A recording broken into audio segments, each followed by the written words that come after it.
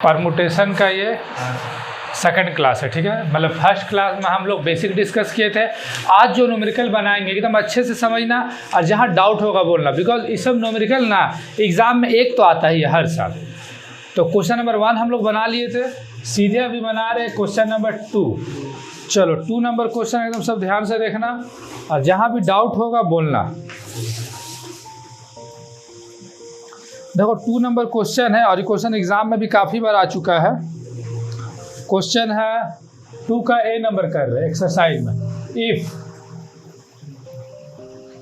2np3 is equal to 100 into np2, तो बोल रहा है find the value of n, मतलब n निकालना है, ठीक है। फाइंड n हम लोग को बताना है। वो क्वेश्चन में है, हाँ रहता है ऐसा, कोई दिक्कत नहीं। चलो देखो बना दे। तो पहले एक बार हम लिख लेते हैं 2np3 is equals to 100 into np2। अब सिंपल सॉल्व करते हैं। हम लोग जो फॉर्मूला पढ़े थे लास्ट क्लास में npr, ये फॉर्मूला पढ़ाया था ना, बस समझो इसी पे बनेगा। क्या था formula? n factorial n minus r का फैक्टोरियल। तो बस समझ जाओ कि जो भी क्वेश्चन बनाएंगे p लिखा है तो इसी फॉर्मूला से सॉल्व होगा। तो यहाँ पर देखो n के जगह पे क्या है 2n, तो पूरा 2n है वो n का वैल्यू, और हाँ r के जगह क्या है 3, मतलब ऊपर में कुछ भी है वो n का वैल्यू, चाहे वो 2n हो 3n हो 4n हो कुछ भी हो, और नीचे वाला वैल्यू r का। चलो फॉर्मूला में पुट करो इसको, n फैक्टोरियल, तो n मेरा क्या है 2n, तो 2n factorial divide by n minus r, तो n क्या है 2n और r क्या है 3 इज इक्वल टू 100 इंटू यहाँ पर भी, तो यहाँ तो यही होगा n, और फिर क्या हो जाएगा n माइनस 2, क्योंकि n की जगह n ही है और r की जगह क्या है 2 है। अब ध्यान से देखो, ये 2n को हम ब्रेक करेंगे, याद करो ब्रेक करने का रूल क्या बताया था, पहले एक बार इसको लिखना है। अब इसमें से एक घटाओ 2n माइनस 1, फिर एक घटाओ 2n माइनस 2, बताया था ना ऐसे बढ़ते जाएगा, याद करो पहला क्लास यही सब सीखे थे। फिर एक बढ़ेगा तो क्या हो जाएगा 2n माइनस 3। लेकिन उस दिन तुम लोग को हम नहीं बताए थे कि कहाँ रोकना है इसको, तो रोकना कहाँ, नीचे जो रहेगा वही नंबर तक रोक देना, कट जाएगा, समझा। वहाँ तो रोकने ना बताए थे, तो नीचे जो रहेगा, तो नीचे है 2n माइनस 3, इसलिए हम 2n माइनस 3 तक ब्रेक किए इज इक्वल्स टू 100 इंटू, देखो n को ब्रेक करेंगे कहाँ तक, नीचे क्या है 2, तो चलो कैसे ब्रेक करते थे n माइनस 1 फिर n माइनस 2, ये जहाँ ब्रेक करेगा वही फैक्टोरियल लगा देना n माइनस 2। तो इससे क्या होगा, अब ये फैक्टोरियल सहित ही कट गया, देखो ये कट गया, इधर ये कट गया, फिर इधर ये कट गया, ये भी कट गया।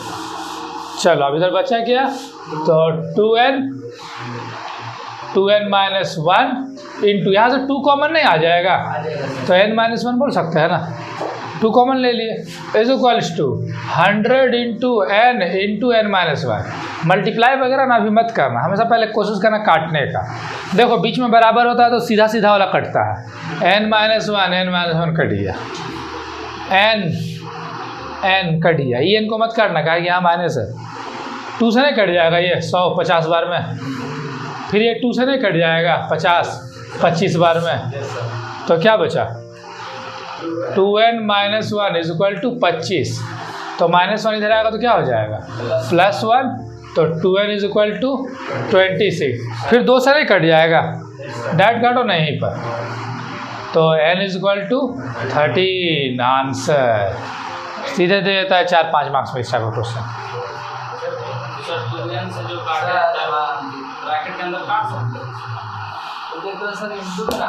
ये दोनों आपस में इंटू है तो काट सकते हैं, बिल्कुल।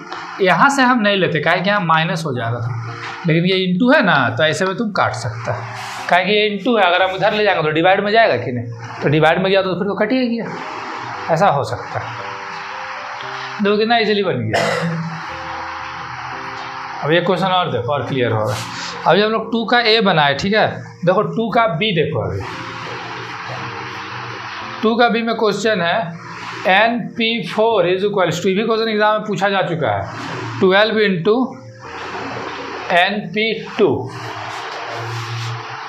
ठीक है। ध्यान से देखो, चलो यहाँ सॉल्व कर रहे, देखो चलो यार तुम लोग बताओ तो क्या होगा, n फैक्टोरियल होगा ना, नीचे क्या होगा n - 4 is equals to 12 into n factorial, यहाँ क्या होगा n - 2। चलो n को कहाँ तक ब्रेक करेंगे बताओ, 4 तक। तो n लिख दिए n - 1 n - 2 n - 3 n - 4 factorial डाल देना। यहाँ पर भी हो गया n - 4 factorial is equal to 12 into यहाँ पर n को कहाँ तक ब्रेक करेंगे, नीचे 2 है तो 2 तक ब्रेक करेंगे। तो n - 1 n - 2 फैक्टोरियल दे दिए। यहाँ भी हो गया n - 2 का फैक्टोरियल। अब देखो कौन कौन कट गया, n - 4 नीचे से कट गया, n - 4 ऊपर से कट गया, n - 2 नीचे कट गया, n - 2 ऊपर कट गया। बीच में बराबर होता है तो बोले सीधा सीधा वाला कटता है, तो n - 1 n n, तो बचा क्या n - 2 n - 3 is equal to 12। अब तो नहीं कुछ है, चलो दोनों को गुना करो, अब तो कोई ऑप्शन भी नहीं दिख रहा है। गुना करो इसको क्या हो जाएगा, n² - 3n - 2n + 6 is equal to 12। गुना कर दिए सिंपल। चलो अब इसको सॉल्व करो थोड़ा, तो n² - 5n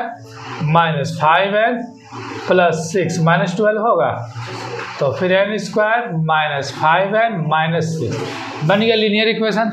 ऐसा APGP में बहुत बनाया है, शुरू वाला उतार दिए, इसका बगल का साइन लिख दिया, लास्ट वाला ले लिए, उसका पहले का साइन लिख दिया, माइनस माइनस प्लस, इधर वाला को गुना के, यानी मोटा मोटी 6n² होगा ना। बीच में ऐसा नंबर लिखना है, 2 ठो गुना करने से 6 आना चाहिए, लास्ट में माइनस है, माइनस करके बीच वाला बोले तो 5, तो कौन सा टेबल में 6 आता है, 6 × 1, 6 का 6 में से एक घटा है 5, तो लिख लो यहाँ पर डायरेक्ट 6n, और एक तरफ लिख लो बस n, 1n मतलब n, एक n कॉमन ले लिए, n - 6 प्लस पहला ब्रैकेट जो होता है दूसरा ब्रैकेट सेम होता है, तो यहाँ 1 ही लिख दो। एक हो गया n + 1 और एक हो गया n - 6, तो ये दोनों का बराबर 0 है, तो इसका ही बराबर 0 और इसका भी बराबर 0, लेकिन जो प्लस में उसका आंसर किस में आ गया, माइनस वाला का प्लस में, तो ये मेरा n आंसर हुआ। देखो तो 6 आंसर है, ये भी क्वेश्चन एग्जाम में काफ़ी बार आ चुका है। देखो आ गया 6 आंसर। ये तो वही क्वेश्चन करूँ, ये तो बनाया है इसलिए थोड़ा जल्दी यहाँ कर दी। बट इस चैप्टर में तुम लोग को एक रूल और हम बता देते हैं, बिना इक्वेशन बनाए कैसे सॉल्व करेगा। ठीक है, इक्वेशन बनाने में कहीं ना कहीं थोड़ा थोड़ा लगता है टेंशन, लेकिन आसान भी लगता है वो लोगों को, क्योंकि हम लोग सिंपल तरीक़े से बताए भी अर्लियर क्लास में भी। तो लेकिन एक तरीका यहाँ पर है कि इक्वेशन बनाने नहीं पड़ेगा, तो अब ध्यान से देखो।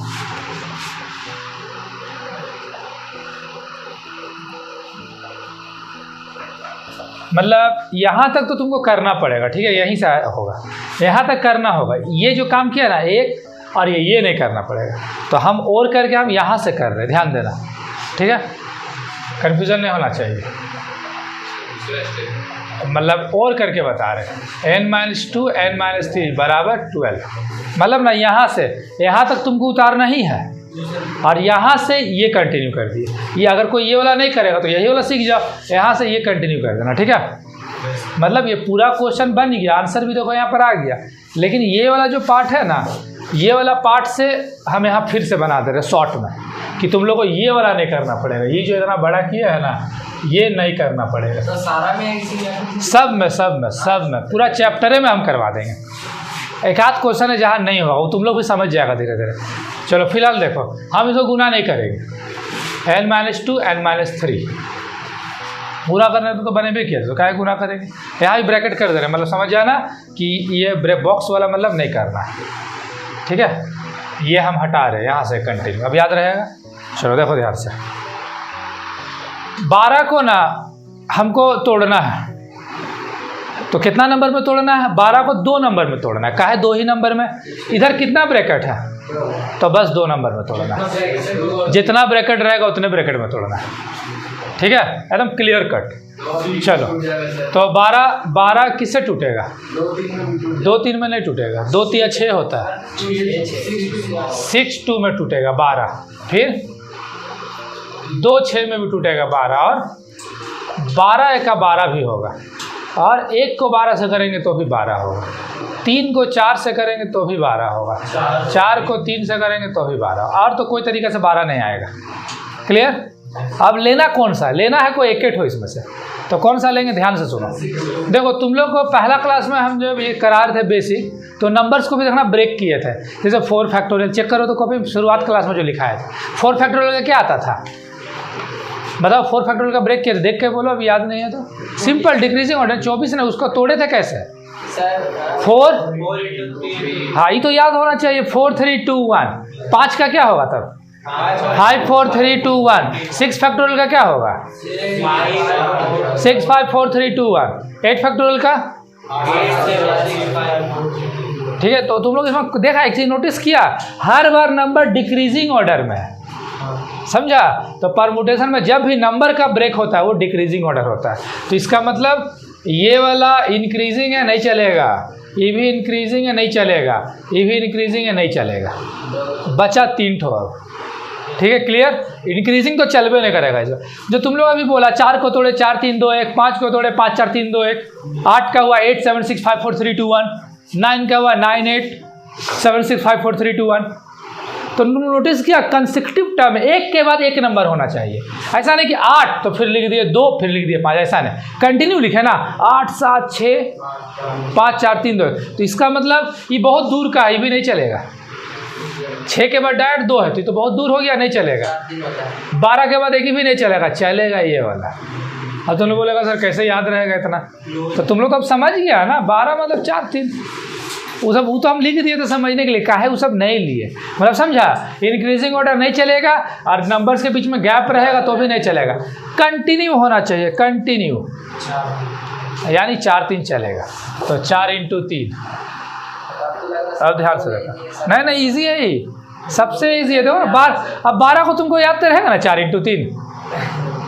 अब देखो आगे देखो, पहला वाला पहला के बराबर, बड़ा नंबर आएगा तो हम है ना, ये लास्ट क्लास नहीं है इसका, अभी बहुत सारा नंबर आएगा, हम बताएंगे ना बड़ा नंबर में क्या करना, क्या टेंशन ले रहा। ये रूल सिखा रहे तो सब में सिखा देंगे, ये नहीं कि 12 था तो हो गया, 5720 में ही बताएंगे, 10,213 में ही बताएंगे, समझा। रिलैक्स रहो, चलो आगे आओ। तो पहला वाला पहला के बराबर, ठीक है। सो n - 2 बराबर 4, तो -2 इधर आएगा तो क्या हो जाएगा, +2। सो n = 6 आंसर।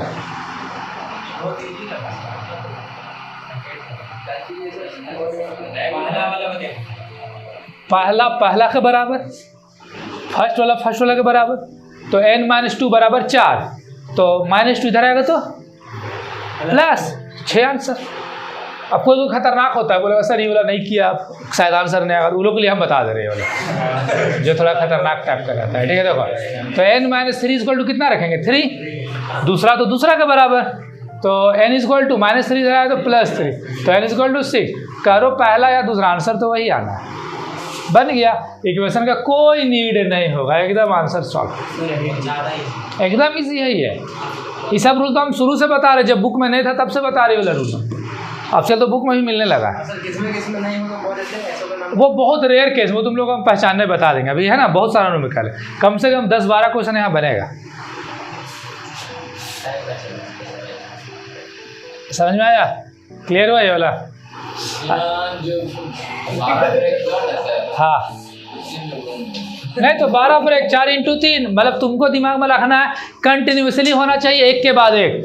30 का बताओ क्या होगा, 6 5, बस कंटिन्यू।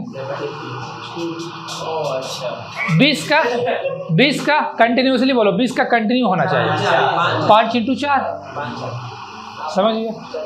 चलो एक क्वेश्चन और इस टाइप का रुको, अब हम सीधे थोड़ा जंप कर रहे हैं, कहीं कि वाला समझाना है तुम लोग, इसलिए क्वेश्चन नंबर 13 में हम आ रहे हैं। ऐसे एक्चुअली अभी 13 बताना नहीं था, लेकिन हम 13 में आ जा रहे हैं, ठीक है। देखो इसको इरेज कर दे रहे, 13 सोचे थे बाद में बताएंगे।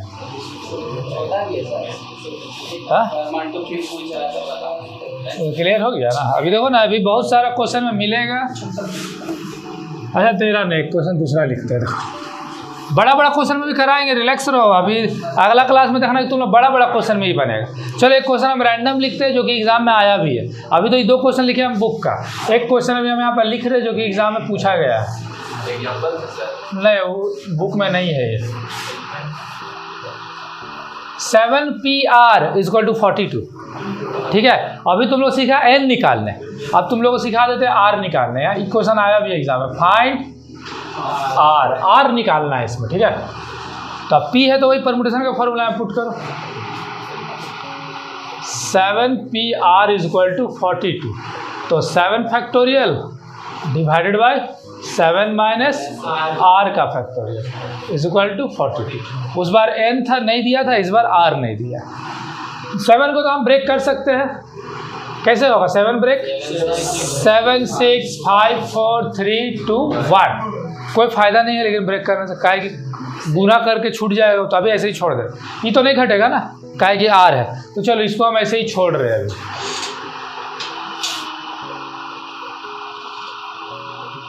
अच्छा 42 को ऐसे लिख सकते हैं। अब तुम लोग तो जान लिया क्या है कि डिक्रीजिंग ऑर्डर होता है, 14 × 3 नहीं लिख सकता है। अच्छा तुम लोग अकाउंट्स में हम लोग ऐसा कभी कभी रेशियो रहता था, तो तुम लोग हम बोलते थे अरे यहाँ 10 है तो इसको भी 10 करना पड़ेगा, तो कितना से गुना करते थे? 5 से। नीचे करते थे कि ऊपर भी करते थे? हाँ दोनों साइड करते थे ना।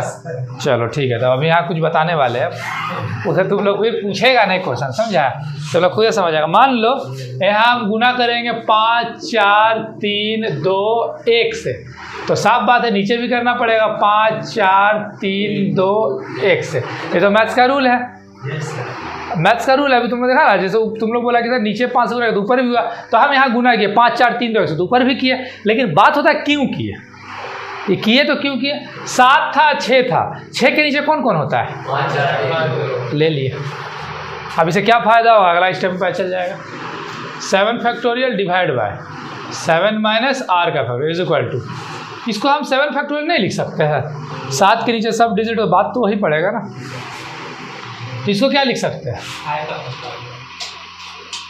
खुद लिख सकते हैं ना। अब तुम लोग सर काहे लिखे हैं? कहे कि यहाँ 7 फैक्टोरियल कट जाएगा ना, आसान पड़ेगा।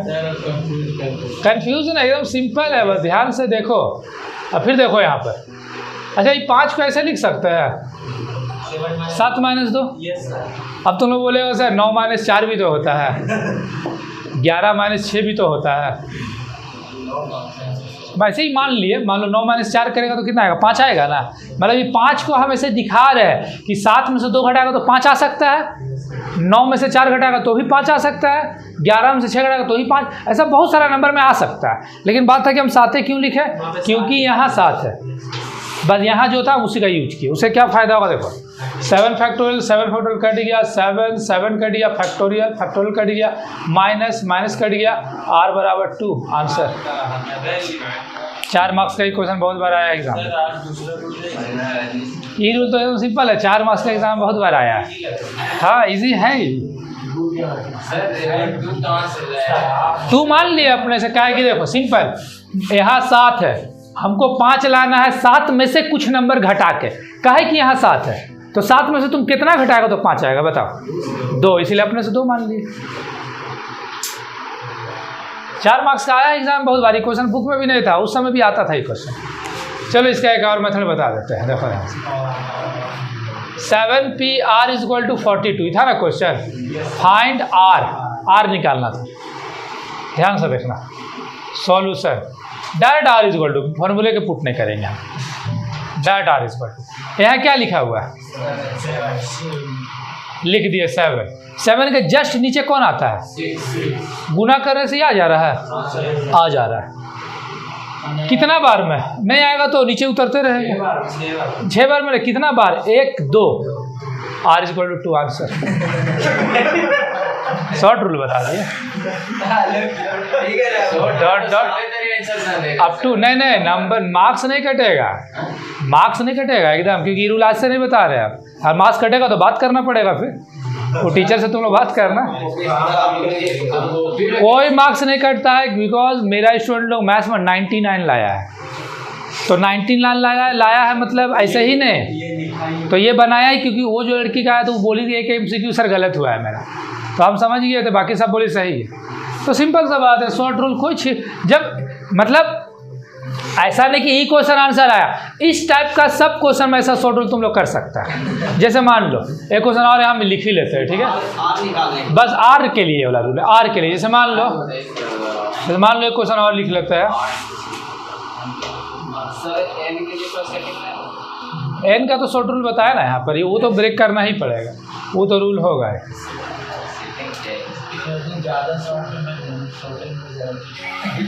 देखो फाइंड R, देखो इस बार बड़ा नंबर लिख दी। अब ऐसे तो हम जा ही सकते हैं बना, कोई सुने, लेकिन शॉर्ट में देखो R है। चलो डायरेक्ट क्या लिखेंगे सॉल्यूशन में, R = 12, तो यहाँ 12 लिख दी। 12 के जस्ट नीचे 11, 12 को 11 से गुना करेगा, ये आएगा नहीं आएगा, देखने से लग रहा है। तो एक नीचे और उतर जाना, करो तो गुना आ रहा है, रफ में करो जल्दी जल्दी करो, एक बार चेक करके बताओ कितना आ रहा है। 12 को 11 से करके एक 0 बैठा दो, कितना आ रहा है 1320। नहीं आ रहा, एक नीचे और उतरो, अब करो तो 9 से। सर आपका आ जाएगा, आ जा रहा है 9 तक में। हाँ, कितना बार में आया ही बताओ। 1 2 3 4, तो R = 4 आंसर। ठीक है, dot dot up two factorial लिख देना, बस हो गया। क्या है दिक्कत है, जब भाई सब तरह का क्वेश्चन बनता है तो क्यों नहीं फॉलो होगा। मैथ्स में कोई रिजिड रूल नहीं होता है, बस आंसर निकालना नहीं, बस आंसर नहीं, लेकिन कॉन्सेप्ट क्लियर होना चाहिए। जैसे मान लो कि इस टाइप का सब क्वेश्चन ही रूल से बनता है। अब एक लिखे हम 2-4 अभी और करवा देते हैं। हर क्वेश्चन बुक में है, देखो तो बुक में देखो तो ये क्वेश्चन होगा।